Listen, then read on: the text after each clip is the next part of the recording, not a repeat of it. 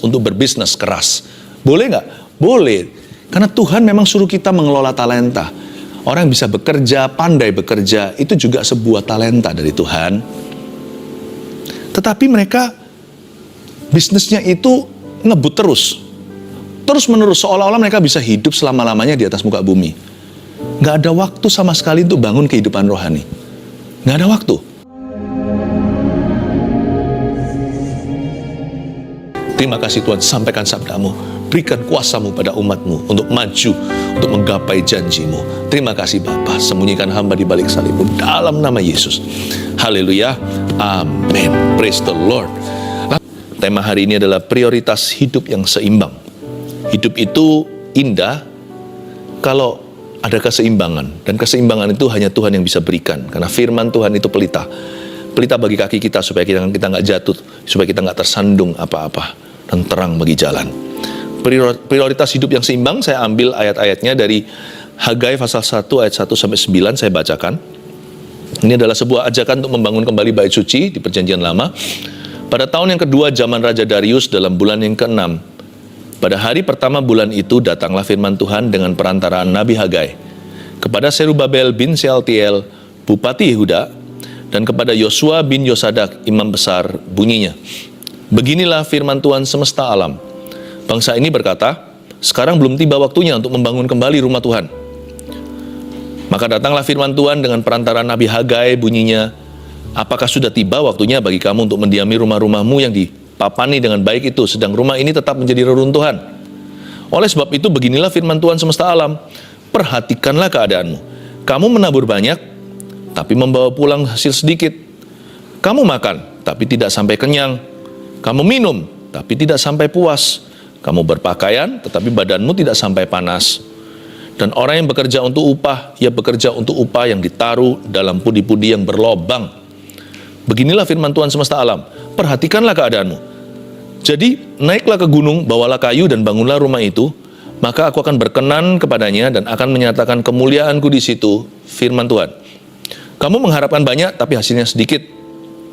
Dan ketika kamu membawanya ke rumah, aku menghembuskannya. Oleh karena apa? Demikianlah firman Tuhan semesta alam. Oleh karena rumahku yang tetap menjadi reruntuhan, sedang kamu masing-masing sibuk dengan urusan rumahnya sendiri. Prioritas hidup yang seimbang. Ini bukan sekedar sebuah ajakan untuk membangun bait suci yang runtuh, tapi ini untuk mengajari bangsa Israel untuk punya prioritas yang benar. Jangan sampai hidup mereka itu selalu dikalahkan dengan momentum saat itu. Kita ini kan makhluk keadaan. Kita sangat terbawa dengan sekeliling kita. Ketika kita sakit, kita nggak bisa mikir yang lain. Kita cuma maunya sembuh. Padahal hidup bukan hanya kesembuhan. Ketika kita sibuk, kita nggak bisa multitasking. Kita nggak bisa mikirkan hal-hal yang lain juga. Jangan sampai kita itu terbawa arus hari ini. Kita harus punya perencanaan. Dan perencanaan itu percuma. Tidak akan pernah dieksekusi. Tidak akan pernah dilaksanakan kalau kita nggak punya komitmen. Dan komitmen kita kepada apa, itu yang harus kita tentukan. Nah, itu namanya prioritas. Apa dulu? Setelah ini baru itu. Pada tahun yang kedua zaman Raja Darius, dalam bulan yang ke-6, pada hari pertama bulan itu datanglah firman Tuhan dengan perantaraan Nabi Hagai kepada Serubabel bin Sealtiel, Bupati Yehuda, dan kepada Yosua bin Yosadak, Imam Besar, bunyinya. Yang berfirman ini adalah Hagai, makanya namanya kitab Hagai. Hagai ini seorang nabi tua, sudah sangat tua. Karena dia sudah kembali dari masa pembuangan 70 tahun di Babilonia. Jadi usianya dia sudah manula. Kita bisa belajar dari orang tua. Ada sesuatu tentang orang tua. Apa itu? Orang tua tidak otomatis dewasa. Tetapi kalau mereka mau hidupnya bertanggung jawab aja, nggak usah pintar-pintar sekali. Setiap orang tua harus didengarkan. Pepatah di masyarakat begini, mereka sudah makan asam garam. Orang tua itu tahu kadang-kadang bukan dari hidup mereka yang benar. Tidak sedikit ketika mereka masih muda, hidup mereka salah. Tapi mereka, waktu tua, mereka sudah bisa membahasakan penyesalan mereka. Apa yang mereka sesali hari ini? Mereka akan berkata pada anak cucunya, jangan seperti kakekmu ini, jangan seperti papa. Nabi Hagai diberi Tuhan wahyu untuk menyampaikan pada bangsa Israel. Nabi tua yang berusia di atas 70 tentunya. Mungkinkah dia 90 atau saya tidak tahu umurnya berapa. Tapi dia berkata, begini ya guys, ngomong sama umat Tuhan. Kalian harus punya prioritas yang benar. Betulin tuh priority. Beginilah firman Tuhan semesta alam. Lalu Tuhan singgung mereka. Tuhan memberikan kepada mereka sebuah teguran. Beginilah firman Tuhan. Bangsa ini berkata, Tuhan menirukan kata-kata di hati mereka. Sekarang belum tibalah waktunya untuk membangun kembali rumah Tuhan. Kenapa sih? Kenapa Tuhan mendorong agar rumah Tuhan atau bait suci ini dibangun? Karena zaman perjanjian lama, terlebih lagi mereka butuh gereja. Karena waktu itu Roh Kudus belum dicurahkan. Jadi, bait suci itu adalah focal point atau bait Allah adalah sentral kehidupan penyembahan umat Tuhan bangsa Israel. Tanpa itu, bangsa Israel nggak bisa rasakan hadirat Allah. Meskipun dengan itu aja mereka merasakan hadirat Tuhan samar-samar saja. Karena imam besar yang bisa masuk 1 tahun sekali ke ruang maha suci. Tapi bangsa Israel bisa ministry, bisa melayani. Mereka melayani hadirat Tuhan, membawa persembahan hewan. Tanpa itu semua, worship system mereka ambruk. Dan bait suci itu diruntuhkan oleh Babilonia, negara Babel. Zaman sekarang itu geografinya di Irak. Zaman dulu adik kuasa. Mereka itu meruntuhkan dan merebut Yerusalem karena bangsa Israel berdosa. Tuhan serahkan. Tuhan serahkan ke tangan musuh. Nggak tanggung-tanggung, bait suci ambruk. Semua kegagahan bait suci yang pertama yang dibangun oleh Salomo itu hancur total. Wah, dijarah, dirampas, dirampok, dirompak. Diambil semua barang-barang emas peraknya. Lalu tinggal batu-batu saja reruntuhan.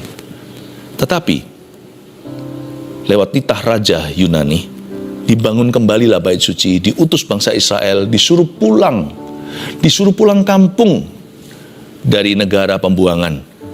Tepatnya dibangun kembali pada waktu tahun 538 sebelum Masehi. Runtuhnya 586 sebelum Masehi. Dibangun kembali 538. Kurang lebih lah ya, kalau saya nggak salah 70 tahun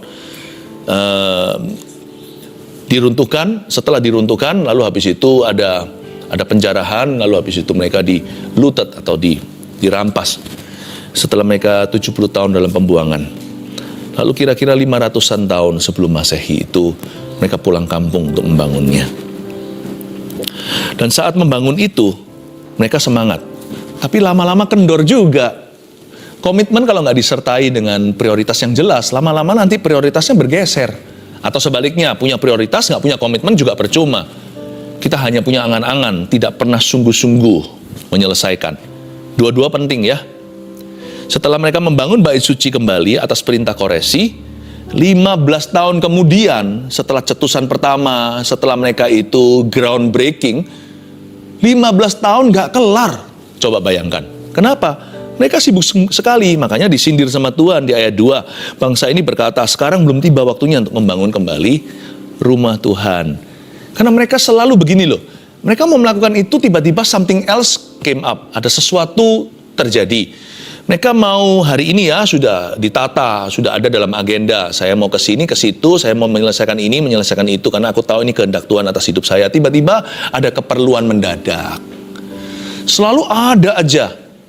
Gampang dicubit setan. Gampang disenggol keadaan. Kalau hati nggak ada komitmen ya nggak akan pernah selesaikan. Kalau nggak tahu prioritas, selalu kehendak Tuhan dikalahkan. Karena selalu ada yang lebih penting lah menurut kita. Dan kita akan selalu mengorbankan yang sesungguhnya terpenting, yang asli penting. Kita akan korbankan untuk perkara-perkara yang sifatnya seolah-olah segera. Segera harus dicapai. Sesuatu yang sifatnya bagi kita mendesak. Ini keperluan, ini kebutuhan. Tapi nggak tentu semua yang saya sebutkan tadi itu adalah yang terpenting. Tahukah tanpa worship system ini, kalau mereka tidak bangun kerohanian mereka, cepat lambat mereka akan jatuh lagi ke tangan musuh. Mereka akan dirampas, dijarah lagi. Bukankah mereka dulunya itu dikalahkan akibat dosa? Jangan sampai kita itu menunggu parah baru cari Tuhan. Tunggu parah baru cari wajah Allah. Prevention is better than cure. Mencegah lebih baik daripada menyembuhkan. Dan Tuhan hendak membangun kembali bait suci itu. Tuhan memanggil mereka untuk masuk ke dalam hadirat-Nya. Tapi mereka tidak mau membangun kerohanian itu karena mereka terlalu sibuk. Jangan sampai tunggu terlalu sibuk tahun ini lalu hal-hal yang terpenting apalagi yang punya nilai kekal Anda singkirkan atau kesampingkan sementara. Tapi sementara sekali pejam mata, ya, sekali kedip saja matanya, 15 tahun sudah lewat. Time flies, right? Waktu itu bisa cepat berlalu karena kita terlalu sibuk untuk sesuatu. Tapi kita selalu tunda-tunda apa yang memang sesungguhnya penting di hidup kita. Tiba-tiba aja kita menengok ke belakang, menoleh ke keluarga. Anak kok sudah jadi dewasa ya? Tadinya masih balita, batita, masih 3 tahun, 5 tahun, masih anak kecil, masih elementary, masih sekolah dasar. Kita sibuk aja gak keruan. Gampang lah, anak juga gak kemana-mana. Tapi sekali kita lihat lagi mereka, kita sadari mereka sudah lebih tinggi dari badan kita. Suara mereka pun pita suaranya berubah. Udah gak kekanak-kanaan, suara anak kecil, suara bayi. Wajah mereka yang ada baby fatnya, yang kelihatan baby face-nya, sudah enggak. Sudah mulai pelan-pelan keluar kumisnya jikalau anaknya adalah putra. Kita sadari, I have lost many years. Aku sudah kehilangan, kelewatan masa-masa emas anakku. Sejak kapan dia bertumbuh? Tunda aja gak apa-apa, toh mereka gak kemana-mana. Kita sibuk terus kejar dunia.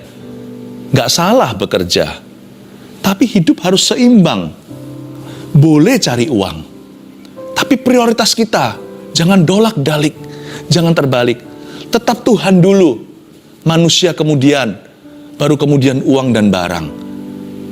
Boleh kita itu cari nafkah, tapi juga bersama dengan itu perhatikanlah keluarga. Boleh perhatikan keluarga, jangan lupa bangun gereja. Hidupmu tidak melulu seputar keluargamu.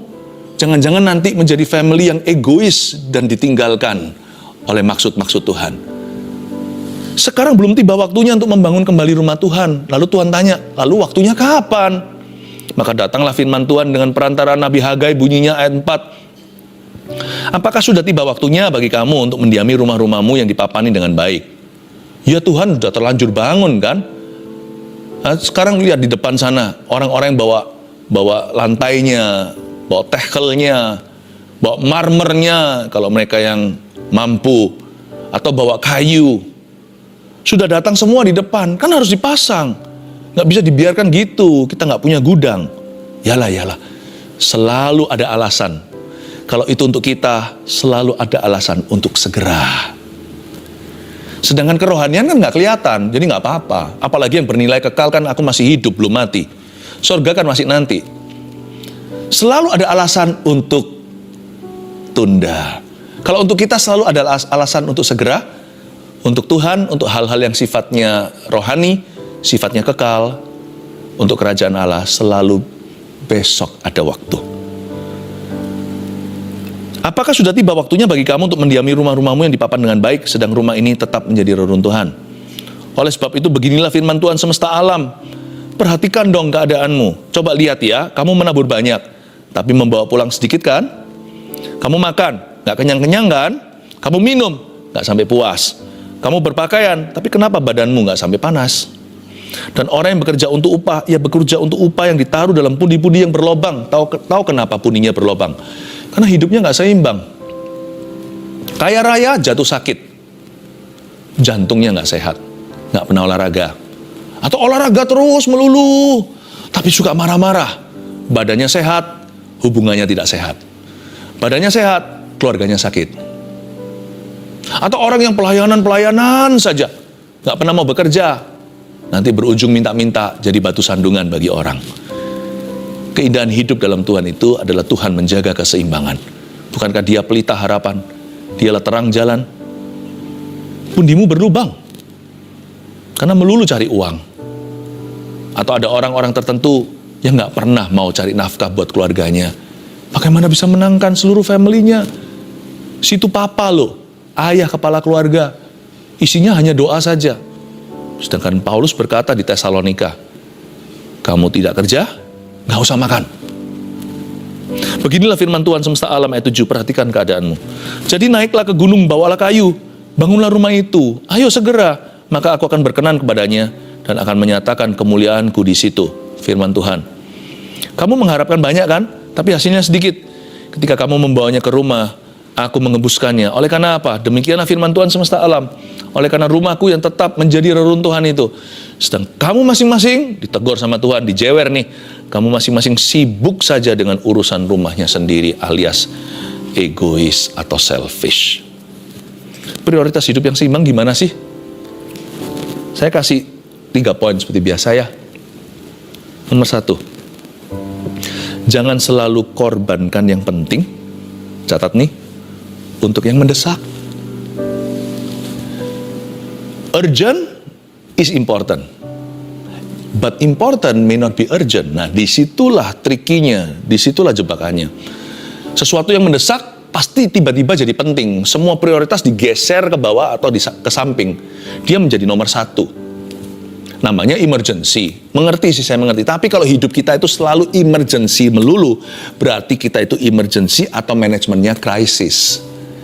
Itu namanya manajemen krisis, crisis management. Yang gituan biasanya orang yang nggak punya perencanaan. Orang yang mengalir itu akan selalu terburu-buru, akan selalu dikejar-kejar. Mengalir boleh, kayak seperti sekarang saya menyampaikan firman ini kan mengalir dengan Roh Kudus. Mata saya kan terus memandang Anda. Nggak ada catatan yang menuntun saya. Tetapi kan ini sudah direncanakan. Ada porsi persiapan, ada porsi mengalir dengan Tuhan.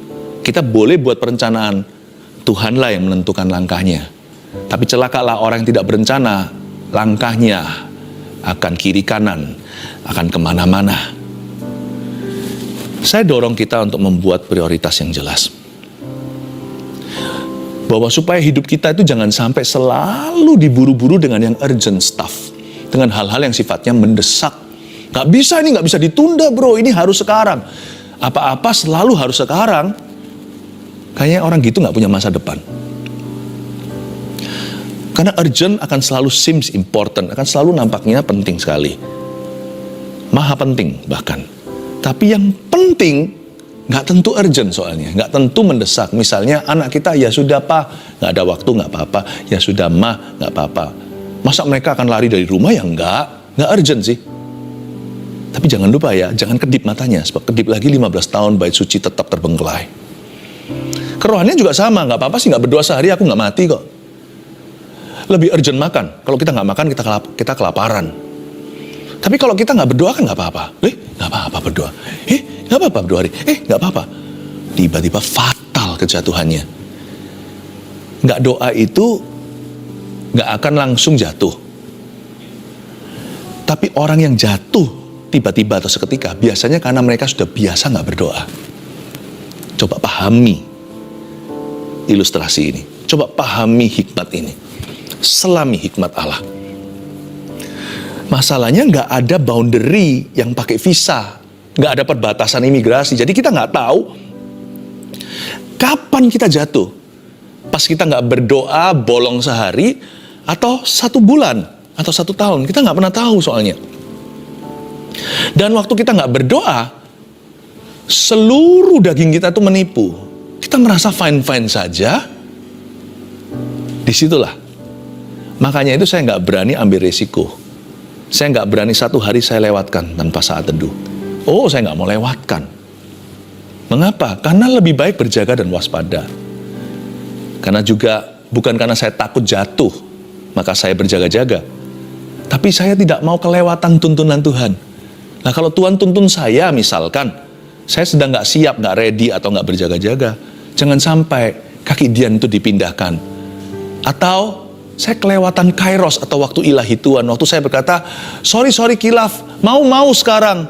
Gak tentu sudah ada, gak tentu masih ada di sana. Allah bergerak di timetable atau pada timingnya, semua indah pada waktunya. Kalau kita mau indahnya, ya kita harus selalu berada di waktu Tuhan atau berada di hadiratnya. Jangan selalu korbankan yang penting untuk yang mendesak. Itu sebagai prinsip ya, ini rema. Aplikasinya luas. Masing-masing orang harus sempit temukan implikasi sendiri-sendiri. Masing-masing harus menerapkan kebenaran ini. Tapi tuliskan, kalimat ini kalimat hikmat untuk kita semua. Jangan selalu korbankan yang penting untuk yang mendesak. Apalagi yang bernilai kekal. Jangan berkata, besok saja aku menyembah atau melayani Tuhan. Besok saya memberitakan Injil. Jangan begitu. Sediakan waktu. Tuhan tidak minta sepenuh waktumu. Bahkan orang yang bekerja di gereja sepenuh waktu pun tidak sepenuh waktunya Tuhan minta. Kita ada waktu untuk tidur, nggak diganggu. Kita ada waktu keluarga. Ada waktu pribadi, me time dengan Tuhan. Ada waktu rekreasi. Sediakan waktu untuk yang penting. Bukan hanya yang mendesak. 2. Bangunlah kehidupan rohani. Bukan hanya karir pribadi. Bangun rumah Tuhan tuh. Disuruh, bangunlah bait suci. Mereka semua sibuk kan. Orang-orang Yahudi kan suka bisnis. Bukankah mereka juga yang menjadi founder, yang founding, yang mendirikan Wall Street? Mereka waktu pindah dari Babilonia kembali ke Yerusalem, mereka pasti melihat kesempatan-kesempatan. Pumpung tanah masih murah segalanya, jadi mereka ngebut langsung tancap gas untuk berbisnis keras. Boleh nggak? Boleh. Karena Tuhan memang suruh kita mengelola talenta. Orang yang bisa bekerja, pandai bekerja, itu juga sebuah talenta dari Tuhan. Tetapi mereka bisnisnya itu ngebut terus. Terus menerus, seolah-olah mereka bisa hidup selama-lamanya di atas muka bumi. Nggak ada waktu sama sekali untuk bangun kehidupan rohani. Nggak ada waktu. Padahal Tuhan ajari di perjanjian lama itu sudah kenyang-kenyang mereka diajari begini. Bahkan kalau raja mau pergi berperang pun ada imam di depan yang berbicara dulu. Berarti ada waktunya mereka bersekutu dulu dengan Yesus. Nggak seimbang. Tapi di sini kita diajari untuk membangun kehidupan rohani. Bukan hanya karir pribadi. Karir harus dikelola. Karir harus diusahakan. Ada jeripayah. Tapi jangan lupa bersamaan dengan itu, bangunlah kehidupan rohanimu. Bangunlah kerohanian Anda. Bangun mesbah doamu yang runtuh. Sebelum Tuhan pulihkan Israel dan memberi hujan, ingat apa yang Elia lakukan. Elia membangun mesbah Israel yang runtuh. Bahkan dikasih air begitu banyak karena terlalu lama dehidrasi. Nggak pernah mencurahkan air ke atas mesbah. Dikasih lembu banyak di sana. Bukan karena Tuhan kelaparan, Tuhan nggak makan semua persembahan itu. Tapi karena bangsa Israel itu sudah haus lapar akan Tuhan. Kasih makan rohmu. Jangan nggak ada waktu baca Alkitab. Jangan nggak ada waktu. Kalau ada orang yang nggak ada waktu baca Alkitab, seharusnya saya salah satunya. Loh kok bisa? Kalau orang mempersiapkan khotbah, gimana caranya? Dia baca untuk dirinya. Apa-apa kan pikir untuk jemaat. Tapi saya baca, pedang saya bermata dua. Saya baca untuk diri saya, sekenyang-kenyangnya buffet dari Tuhan. Lalu saya baca untuk Anda. Untuk mengenyangkan Anda sekalian. Perlu punya waktu. Jangan terus output, kapan input. Jangan terus keluar, kapan masuknya. Kita juga perlu masukkan asupan dari Tuhan. Jangan lupa memberi rohmu makan. Jangan hanya terus pelayanan. Nanti burn out. Tapi ada beberapa orang bukan pelayanan. Pekerjaan. Terus karirnya saja, karirnya terus menerus. Nggak pernah pelayanan sama sekali, nggak pernah ministry. Puas hanya menjadi jemaat biasa atau simpatisan yang hanya menghangatkan kursi gereja. Dan kita kira dengan kita memberikan tips atau persembahan sukarela, berarti Tuhan sudah bisa kita bungkam. Nggak bisa. Terbukti Tuhan nggak bisa kita bungkam adalah roh kita mati dengan sendirinya. Kita kering rohani, ya kan? Kering kerontang. Itu berarti kesaksian Roh Kudus kepada kita bahwa prioritas hidupmu salah. Kerja, gak pernah mau pelayanan. Gak ada waktu. Pelayanan itu ada berbagai macam. Di gereja kami, di gereja kita ya, aneka ragam. Jadi betul-betul gak ada alasan untuk gak pelayanan, itu gak ada. Kalau orang gak pelayanan, itu pasti pilihan. Itu pilihan hatinya. Sebab kita tidak memberikan sebuah pilihan untuk orang gak pelayanan. Orang bisu tuli pun bisa ikut choir. Kurnya gereja waktu, seingat saya, 2 tahun lalu ya, Natal yang 2 kali Natal yang lalu, choirnya itu adalah anak orang-orang yang bisu dan tuli dengan bahasa isyarat. Wah, terharu. Itu sebuah kesaksian bahwa di gereja kita, di gereja manusia yang saya gembalakan, orang tuli pun, orang bisu pun bisa nyanyi. Jadi kalau sampai kita nggak melayani, bahkan kalau kita cacat, itu pilihan hati kita bersikeras, bukan karena tidak dapat kesempatan dari Tuhan maupun gereja. Nggak boleh cuma kerja-kerja saja. Pelayanan juga bisa, tapi aku terus pergi terus dan aku sibuk. Bisa.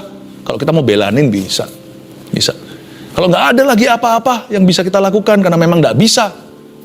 Misalkan dokter yang on call siang malam, ya jenis-jenis physician atau ahli medis yang harus untuk emergency, malam hari pun nggak boleh tutup sama pasiennya. Meskipun nggak praktek, tapi harus ditelepon sama susternya. Bisa jadi rekan doa. Tanya sama gerejanya, apa aja doa-doa yang perlu dipanjatkan. Doakan terus hamba Tuhan, doakan juga terus gembalamu. Nggak ada orang nggak bisa melayani. Bangunlah kehidupan rohani. Pelayanan juga membangun kehidupan rohani, bukan hanya doa. Ministry. 3, bangunlah visi gereja. Bukan hanya rumah tangga sendiri. Ayat 9 tadi. Tuhan tegur di kalimat terakhir. Kamu masing-masing sibuk sih dengan urusan rumahnya sendiri. Langsung disindir sama Tuhan family orang itu. Atau family orang-orang itu. Jangan sampai loh ya Tuhan sindir family kita. Berarti keluarga kita sudah jadi berhala kita. Masa bisa kita harapkan Tuhan memberkati berhala? Apa yang kau berhalakan, tak ada berkat Tuhan di sana. Anything, apapun yang Anda dan saya berhalakan, tidak akan ada Tuhan di situ. Jangan sampai ada Yunus di sana yang membuat seluruh kapal, padahal yang lainnya innocent, yang lainnya nggak bersalah.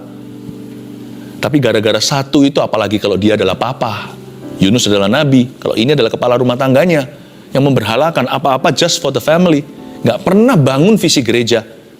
Jangan sampai nanti Tuhan akan goncang-goncangkan, Tuhan akan kocok nanti keluarganya, sampai menyadari bahwa your family bahwa seluruh bumi ini tidak diisi hanya dengan keluargamu sendiri. Ada keluarga Allah. Bangunlah visi gereja. Prioritas hidup yang seimbang gimana sih? 1, jangan selalu korbankan yang penting untuk yang mendesak. Katakan amin. 2, bangunlah kehidupan rohani, bukan hanya karir pribadi. 3, bangunlah visi gereja, bukan hanya rumah tangga sendiri. I love you.